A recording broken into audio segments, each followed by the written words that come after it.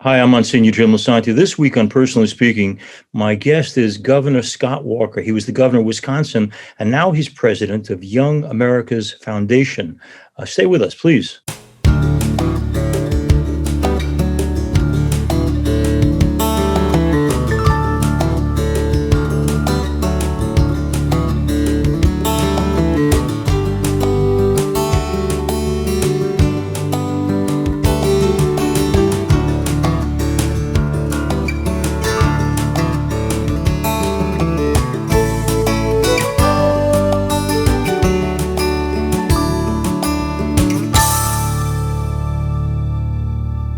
Hello and welcome to Personally Speaking. I'm your host, Msgr Jim Lisante. And my guest is Governor Scott Walker. He's going to be joining me. In 2010, Governor Walker was elected the 45th governor of Wisconsin. In 2011, Governor Walker unveiled legislation known as Act 10 that effectively ended collective bargaining for public workers. In May of that year, the governor signed another bill requiring voter ID to vote. Almost a year later, in 2012, a petition was filed to recall Governor Walker from office. He became the only governor in American history to survive a recall election on June 5th, 2012, and he was then reelected in 2014. In February of 2021, Governor Walker became president of the Young America's Foundation. The vision of the Young America Foundation is to show generations of young people how conservative ideals work. Governor Walker would like the Young America's Foundation to reach every college in the country, pushing back against political correctness and cancel culture initiatives on campuses right now. Governor Walker spoke about censorship from big tech and liberal professors and mass media and their efforts to cancel conservative thought at the Conservative Political Action Conference, CPAC, in February this year.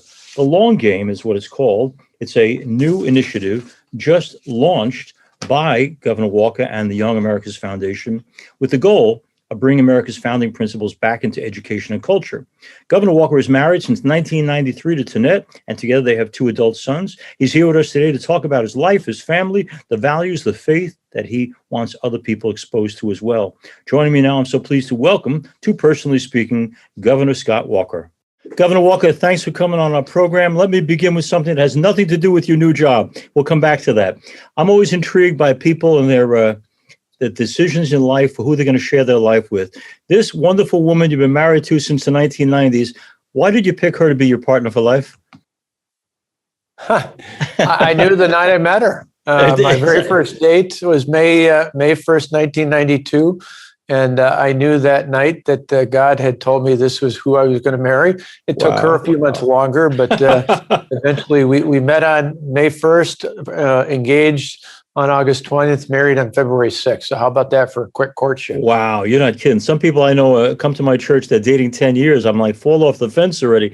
Now, Governor, but what was it about Tonette that made you think this is the one? Oh, the first night we went on a date, we actually met a week before, but didn't talk. My friend and I were out to dinner at a barbecue place.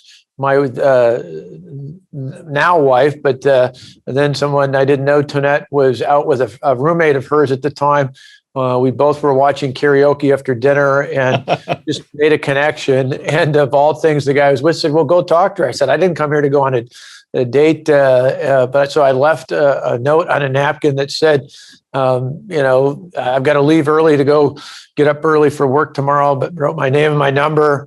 She said, her generation never would have called the guy back, but she did. We went on a date that first night. We just knew she was a widow at the time, was a few years older than I am, but just knew. And our firstborn, we were married in 93. Our firstborn, Matthew, came in 94. We purposely picked the name Matthew because, of course, in Hebrew, Matthew or Matan means a gift from Yahweh, a gift from God. That's right. And that was because she didn't know she'd be married again, let alone have children. And so that's why Matthew, our firstborn, is our gift from God. And then we were blessed again the second year with our son, Alex. I wanted to ask you, Governor, do you and your wife have any insight, because parents and grandparents watch a show like this, listen to a show like this, any insights into, is there a right or wrong way to try to pass on the faith that you have and you treasure to these sons that you love? Sure, it's live it. The best thing. My dad was a minister, but he used to say that the best way to live your life was on Monday through Saturday. That it wasn't just being a Christian on Sunday. That you have to live it all week long, all the time. Yeah. And I think in many ways, even though my dad was a minister, my mother was just as much of an influence on my faith as my father was, not because they preached it, but because they lived it. Not only in how they treated each other, which in of itself is incredibly important, particularly for your children as they someday think about getting married, but also in how they treated other people. Probably the most important thing I say, not only as a family, but with most of the problems we face in society today, boils down to one word: respect. If you respect people, I mean, it's exactly what the Bible tells us, not only to love the Lord your God with all your heart and all your soul and all your mind, but also to love your neighbor as yourself.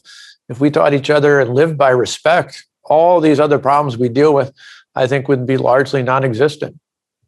We're here talking to Governor Walker. Governor, I grew up in the time when in high school and college, during the years of the Vietnam War.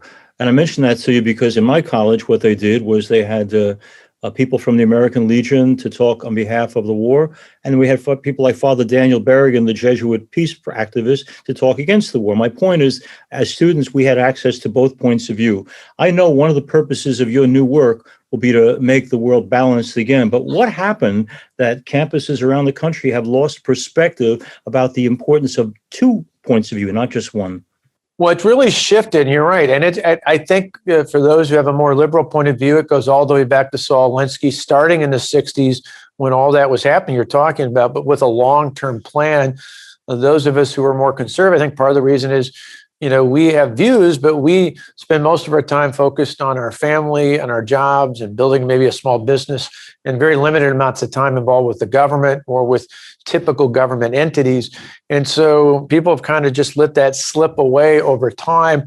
I was in college in the late 1980s, right at the end of the Reagan administration, and you could already start to see a shift towards more of a liberal bias, particularly amongst the professors on campuses. But I could still have it. In fact, there's still some of those retired professors today I still talk to who ideologically weren't aligned, but we could have a good debate. We could have respect. They'd still loved claiming me as their student, particularly once I was governor. Now that's completely shifted. It's a flat out cancel culture. In the 90s into the early 2000s, it went to being politically correct. Now it's just no voice. And as we talk about in our long game plan, one of our 12 points is aggressively pushing free speech, which is guaranteed in our Constitution, but it should be, as you alluded to, revered on our college campuses, where we should be teaching young people to think critically, to examine all sides of an issue. My kids are both conservatives, but I like the fact that they were challenged in college in particular, because they came out stronger, both in their political beliefs and in their faith-based beliefs as well, because they were challenged, but they are also because of the people they surrounded themselves with, many of whom were in things like College Republicans, Students for Life, and Young Americans for Freedom, YF. Those things kept them strong. Today, unfortunately, I think there are some people whose view is they want to marginalize and minimize and make people feel like they're all alone if they have a conservative or even a Christian, for that matter, point of view. Anything that involves Judeo-Christian ethics, they want to minimize them and make them feel isolated. Governor Walker, you are still young, popular, well-loved by many people. So you could easily, I would imagine, decide to go for the Senate or to be a governor again or go for national office. But you chose to take on this presidency. Tell us a little bit about Young America's Foundation and why you would feel it's that important for you to step aside from elected politics and take this other job. Well, I'm a quarter century younger than Joe Biden, so I got a lot of time left to make a difference. and when I think about, you're right. 2 years, 4 years, I could be running for governor or Senate. I'm not. My commitment is now for the foreseeable future is here at YAF, because I just look at it and say, the future of this country, it's not overstating things. The future of the heart and soul of this republic is dependent upon whether or not we can make an inroad again with this Generation Z, with the young people who are in college and high school and younger today. We've seen the problems. In fact, Ronald Reagan predicted this 32 years ago at the end of his 2 terms in office, his final address from the Oval Office. he specifically talked about parents going into the 90s, not doing enough to reinstitutionalize patriotism, not being unabashed in their support for America and our founding principles. And you can see that very generation of parents he's talking about in the 80s and the 90s were the parents of millennials today, who not universally, but sadly far too many as an age group have completely bought into socialism, have completely bought into the lie that America is not an exceptional country, that there's something wrong with our founding principles and documents.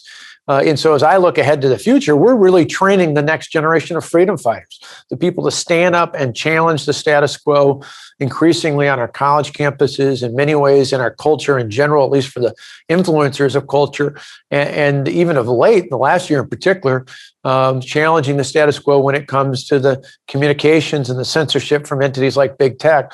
YAF is here not just to do what we've done before, but to try and reach every campus and every student and younger students that gets the message out about how our message as conservatives is simple. It's universal. We love this country, and we appreciate the freedoms and opportunities that are uniquely available in these United States. And we want to make sure everyone, both those born here and those who legally come here, have that opportunity as well. Governor Walker, one of my oldest friends is the retired Senator Al D'Amato. And when he ran and lost, I asked him what he had done wrong. And he said, I took on the teachers' unions, he said, which is a death knell for anybody in politics. I mention that because you have taken on public unions in a very public way and beat them at their game. But also, you faced the recall, you beat them at that game. I mention it because I just wonder sometimes if the common practice among politicians is don't mess with the unions, they're too powerful. Where does the courage come in you to say, but there's a cause here greater than an individual politician, I'm going to take them on because I need to? Well, it comes from my parents, probably as much as anything, and other influences I had. Certainly later in my youth, even being influenced by President Reagan, not only as a conservative, but as an optimist, having a belief in the American people, eternal optimism. Certainly got that from my parents, my grandparents, many of my teachers, scout leaders, others. But we were just taught, and I think most of us are taught, to be bold in standing up for what is right and what's just. And what we knew in Wisconsin when we came in, we faced an economic and a fiscal crisis. We knew we had to make decisions that were more than just duct taping things. We knew we had to think more about the next generation than about the next election. And so we took swift, aggressive action early on. We didn't back down when they tried to intimidate us. Remember, the Occupy movement did not start on Wall Street. It started on my street, Madison, Wisconsin. That's right. Where they brought in 100,000 protesters to occupy the Capitol, not for hours, but for literally for weeks. Yeah. And we didn't back down. I say we because the death threats were against me. They were against my family. One of them even said they were going to gut my wife like a deer. They knew where my kids went to school. They knew where my parents and in-laws lived. They targeted not only me, but my administration, our lawmakers. But in the end, we got together. We did the very thing I'm talking about in the long game with young people, and that is the left, the radicals that target us want us to feel minimized. They want us to feel alone. We need to gather together. We need to let, in this case, students know, and even conservative educators, or even for that matter, objective ones, people who just want to teach in junior high and high school and college, just the facts, know that they're not alone, that there are others who share those beliefs, who share those concerns. Let them know that certainly helped us in Wisconsin when I went through what we went through. Every time I'd go out, I'd bump into people who'd tell me, we're standing with you. We're praying for you. You're doing the right thing. Hang in there. We got to do that across America. Governor Walker, you talked about the indoctrination young people go through in terms of the influence of media, journalists, as well as Hollywood. And you would think then that this brainwashing would have had a long-term effect. But one of the things I see every year is at the March for Life in Washington, more and more young people, high school and college, coming out to protest the unrestricted abortion rights or the use of taxpayer money for abortion or all the other incredible liberalities that have been taken. You have hope for young people that they haven't been completely brainwashed, don't you? Absolutely. And that's why I'm the optimism that comes from Reagan in particular. You look at 2 years ago when Ralph Northam in Virginia went on air on a DC radio station talking about a bill that one of the delegates there was bringing up that would literally, I call it murder. It was allowing for the death of an unborn child after the birth had actually occurred. The amazing thing about Northam, now he's governor, this guy's a doctor, a trained doctor, and he was talking about how the baby would be born, the child would be set aside, and then the doctor and the family would determine what to do next. If you waited 3 hours and went home in Virginia and any other state, that would be considered homicide. But yet they were talking about something that might actually be lawful in the Commonwealth of Virginia. Why that ties into your question is what we saw in the months that followed were a series of polls across America that showed the two biggest groups that moved more towards the pro-life position after that talk and that story had been pushed out there were, one, self-identified Democrat voters, because no matter whether you're a Democrat or not, that's just unbelievably repulsive to think about something like that happening after a baby has even been born. But secondly, specifically young people. There was a dramatic shift for young people against a position of wide open, legalized abortion even after birth versus moving more towards a pro-life position. And I think that's what happens when the left gets so radical, when the opposing views are so radical. It has a chilling effect that breaks through the bias of the media, that breaks through some of the censorship we see of these ideas elsewhere. And that's where young people realized, I think in this case, that this really is a civil rights issue. It's the civil rights issue of our time.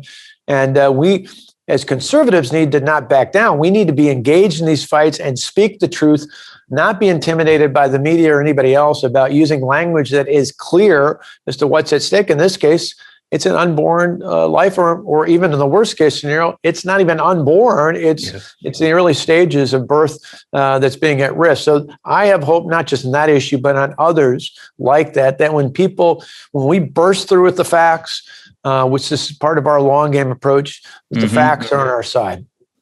Okay, Governor Scott Walker's our guest. Governor, surveys taken since Ronald Reagan was president indicate that in presidential elections, over 90% of major media admit that they voted for the Democratic candidate. When you've got that kind of bias, where overwhelmingly the media embraces the left, how in the world are you and Young America's Freedom going to get them to even listen fairly or to present? You've got the facts and your facts are true, but how do we get the New York Times and other media people to say, this is the other side of the story? Well, we got to find other outlets, because the NBC News anchor Lester Holt just a week ago said, in receiving an award, ironically, for journalism integrity, that he needed to point out that fairness is overrated. I mean, he said out loud what most of us have thought the media thought for decades. And his argument was, as he was kind of backtracking on that, was, well, what he means is, there are facts out there, and I think the analogy he used is that the sun sets in the west, and he was implying that conservatives don't always play with the facts. And I said, well, that's one of the most condescending viewpoints I've heard of, this idea that suddenly a bunch of elites on the coast in the media get to determine what's fact and what's not. This past week's a prime example of that. Joe Biden put out a post on Twitter that said that every eligible or every adult eligible for a vaccine will get it by April 12th. Ironically, months before the election last fall, the Washington Post did a fact check on Donald Trump's statement that everyone would get their vaccine by April as false. And now here we have it. And the facts show that nobody's questioning the statement by Joe Biden because it's true. Yeah. And Donald Trump was right in saying that. We had similar things made by the vaccine even coming out by the end of the year. NBC News fact checked it a month before the election, said it's false. In December, they do a big story about Pfizer getting approval for the vaccine before the end of the year. This is why so many people have so much distrust for the media. What we saw with 60 Minutes, flat out lying about what Ron DeSantis said, what the media has overwhelmingly said about Governor Kemp and the lawmakers in Georgia, flat out lying about what the law is in the state of Georgia versus other places.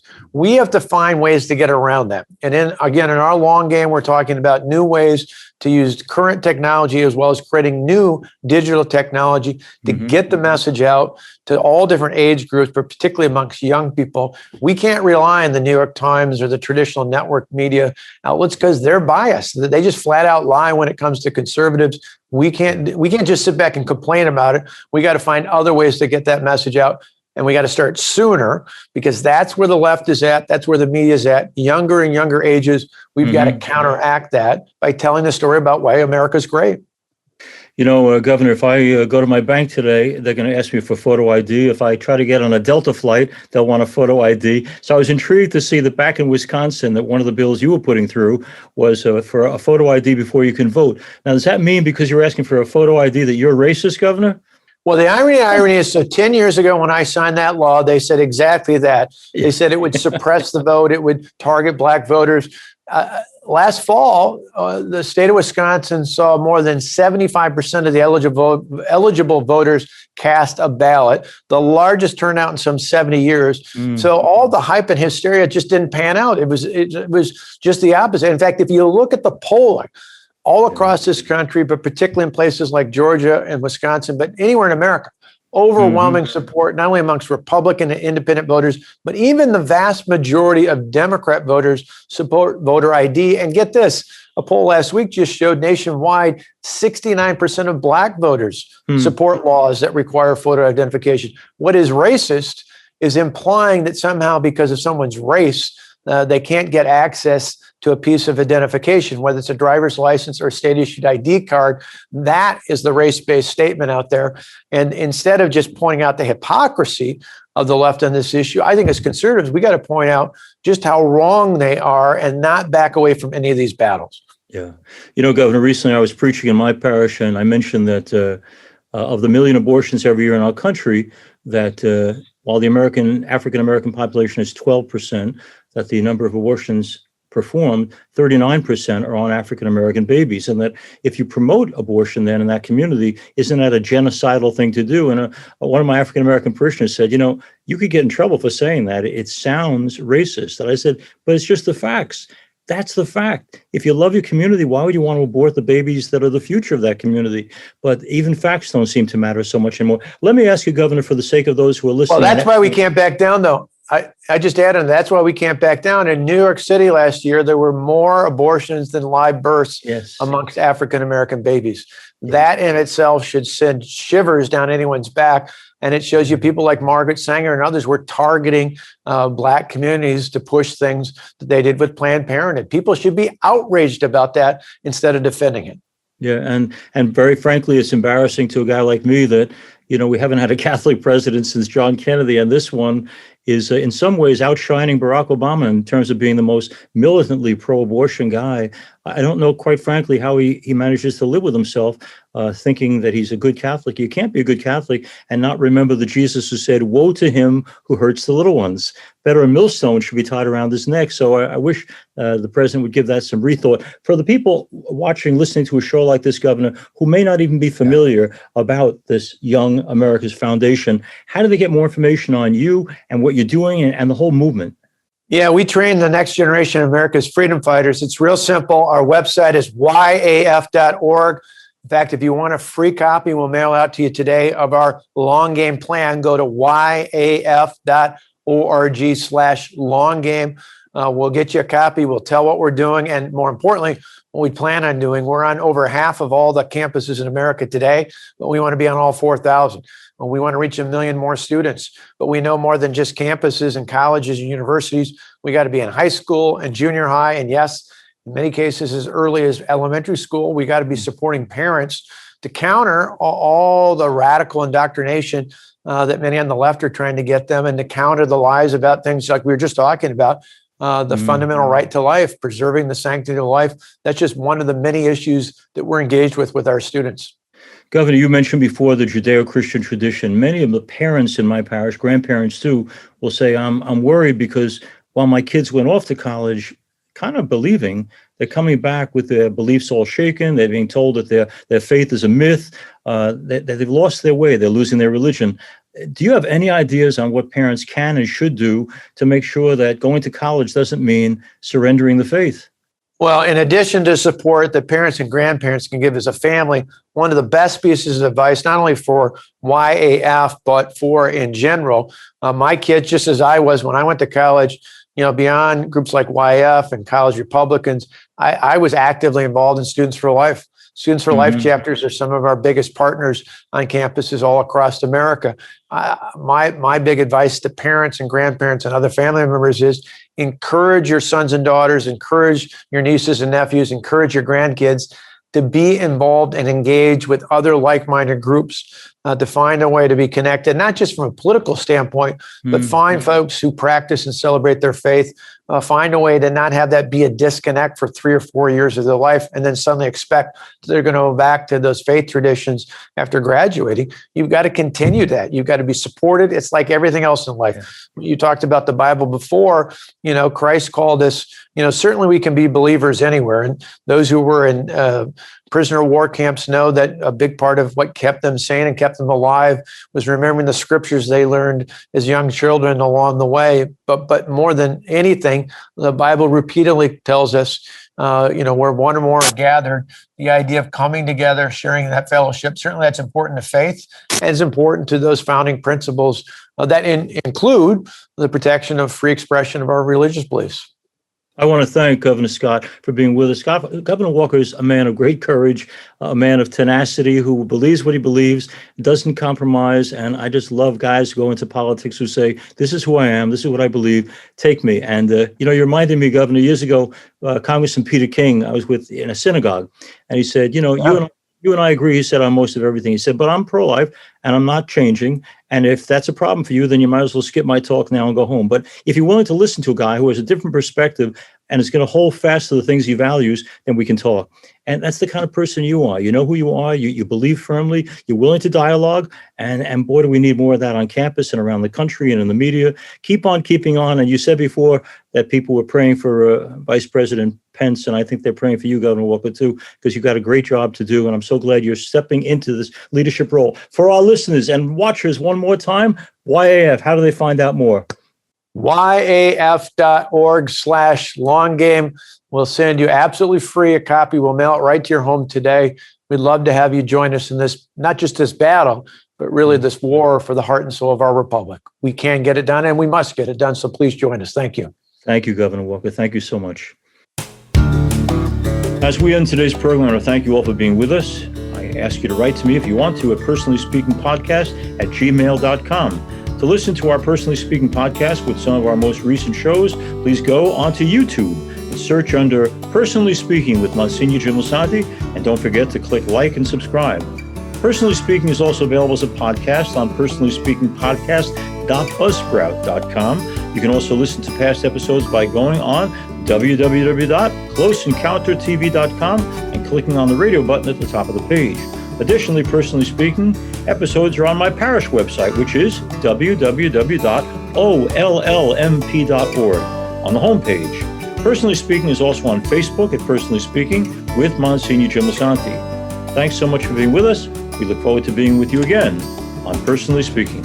I'm privileged to serve as host and executive producer of Personally Speaking. Our producer is Lisa Jandovitz. Thanks so much for joining us. We'll be with you again next time on Personally Speaking.